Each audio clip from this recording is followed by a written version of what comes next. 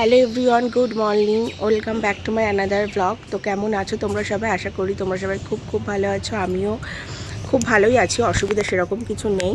তো আজকে হচ্ছে রবিবার। আজকে কিন্তু আমি আজকে যাব আমার বেস্ট ফ্রেন্ডের বাড়িতে। তো যাওয়াটা মোটেও কোনো আনন্দকর বিষয়ের জন্য নয়, মানে যাওয়ার কারণটা খুবই দুঃখজনক। তো এতক্ষণ তোমরা থামনেল দেখে বুঝেই গেছো। তো আজকে 4 বছর পর ওর সাথে আমার দেখা হবে। 4 বছর পর লিটারেলি।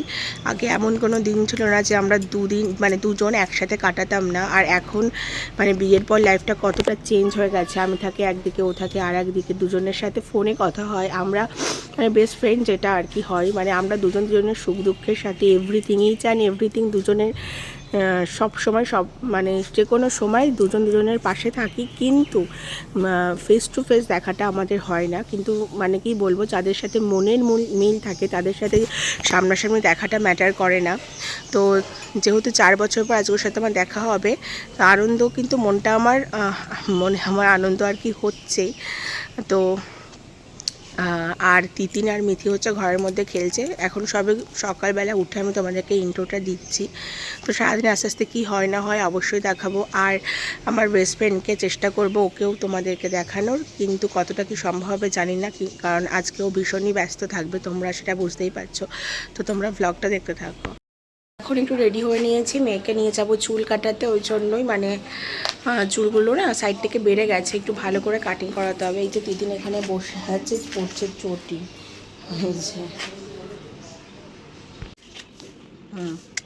না না না, পড়ো, হ্যাঁ পড়ো পড়ো।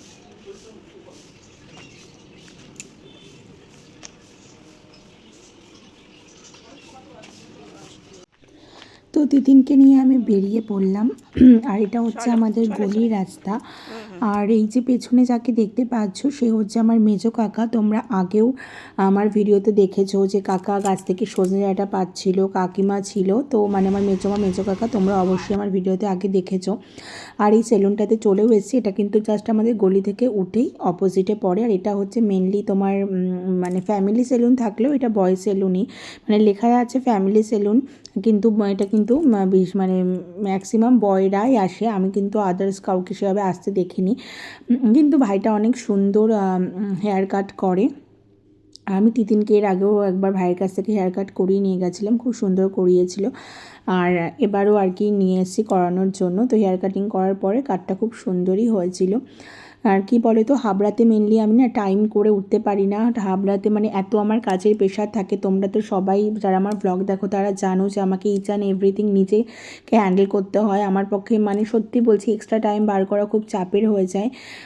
আর মানে গোবরডাঙ্গাতে আসলে কি বলো তো, স্কুলে মানে তিতিনকে স্কুলে দিয়ে আসা নিয়ে আসা, এটাই আমার কাছে একটা মানে অনেক বড় কাজ মনে হয়। আদার্স তুমি যাই কাজ বলো না কেন, বাড়ি থেকে একটা টাইম মেনটেন করে বেরোনো, এটাই কিন্তু একটা ভীষণ চাপের ব্যাপার আমার কাছে।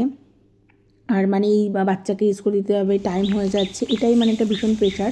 তো গোবরডাঙ্গাতে আসলে তো সেই প্রেশারটা থাকে না, সেই জন্য এক্সট্রা কাজগুলো করা যায়। আর তিতিনের হেয়ার কাটও হয়ে গেছে। আর আমরা এখন বাড়ি ফিরে আসছি। আর এরপরে স্নান টান করে রেডি হয়ে নেব। ঠিক আছে, এখন রেডি, বেরিয়ে পড়বো। মেয়েও হয়ে গেছে রেডি। চলো, বাবাও আসছে। তো আমরা বাড়ি থেকে বেরিয়ে পড়েছি আমার বেস্ট ফ্রেন্ডের বাড়ি যাওয়ার উদ্দেশ্যে। আর পুরো ব্লগে কিন্তু তোমাদের ওর নামটা বলা হয়নি, ওর নাম হচ্ছে মিতু। আর এখানে গেট পড়েছে বলে আমরা ট্রেনটা যাওয়ার জন্য ওয়েট করছিলাম।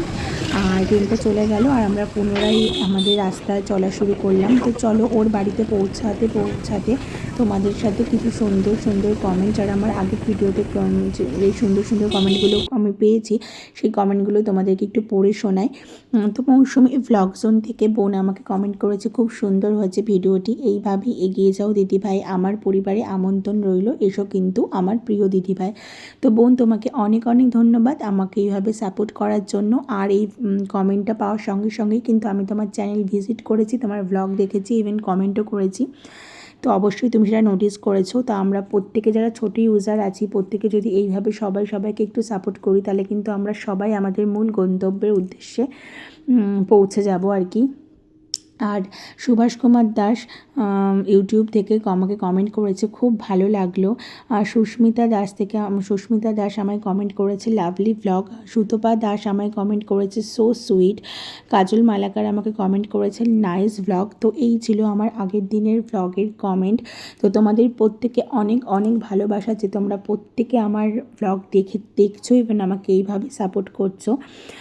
তো এবার দেখো রাস্তায় চলতে চলতে এখানে অনেকটা জল জমেছিল, যেহেতু এক নাগাড়ে প্রচুর বৃষ্টি হচ্ছে।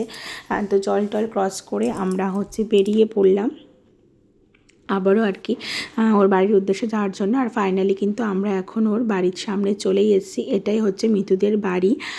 তো মিতুদের বাড়ি আসার কারণ মিতুর যে শাশুড়ি মা কাকিমা তিনি আর আমাদের মধ্যে নেই। তো সেই আজকে ছিল ওদের বাড়িতে খাওয়া দাওয়া, সেই জন্যই আমরা গেছিলাম। আর এখানে যে কাকিমার ফটো, জায়গাটা কিন্তু খুব সুন্দর করে ফুল দিয়ে সাজিয়েছে। আর আমার কিন্তু ব্লগটা করার খুব একটা ইচ্ছা ছিল না। ব্লগটা করার কারণই যেহেতু আমার সাথে মিতু 4 বছর পর কতদিন পর দেখাবে জানি না। আর এটাই আমার ফ্রেন্ড। তো একটু ক্যামেরা বন্দি করে রাখলাম মুহূর্তটা, যাতে পরে আমি দেখতে পারি। কি বলবো, একটা সময় যার সাথে হয়তো সকাল থেকে রাতটা কাটাতাম, এখন তার সাথে ওই অনেক দূরে বসে একটু ফোনের আলাপ, এই আর কি। তো সমস্ত আমরা গল্প করলাম, করে খাওয়া দাওয়া করে আমরা বেরিয়ে পড়েছি এখন বাড়ির উদ্দেশ্যে। আর এটা ওদের বাড়ির পাশে একটা মেলা হয়েছিল, মেলাটা এখন শেষ হয়ে গেছে। তো সেই ব্লগটাই আর কি ক্যামেরাটা একটু নিলাম। আর এই ব্রিজের ওপাশটাতেই কিন্তু জলটা জমেছিল, আসার সময় তোমাদেরকে আমি দেখিয়েছিলাম। ওই যে তোমরা দেখতে পাচ্ছ, হ্যাঁ ওখানেই জলটা জমেছিল। তো এই আর কি। তো আজকে সারাদিন তো মোটামুটি এই করলাম। আর বিকালবেলা তো আমি বাড়িও চলে এসেছিলাম।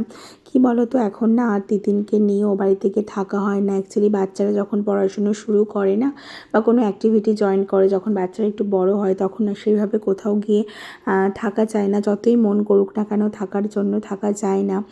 আর মিতুর বাড়ি শুটিয়াতে, আমাদের গোবরডাঙ্গা থেকে শুটিয়াটা একটু কাছে হয় বলে আমি আগের দিন চলে এসেছিলাম আমার বাবার বাড়িতে। আর যেহেতু তোমরা জানো তোমার দাদাভাই নেই, আমার যাতায়াতেও একটু অসুবিধা হবে।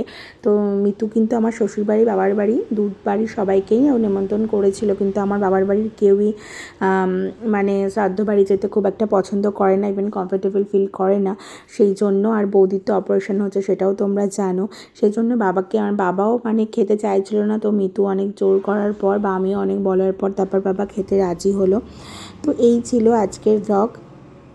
তো ব্লগটা আমি এখানেই শেষ করছি। তোমাদের কেমন লাগলো অবশ্যই আমাকে কমেন্ট করে জানিও। সবাই ভালো থেকো, সুস্থ থেকো, টাটা।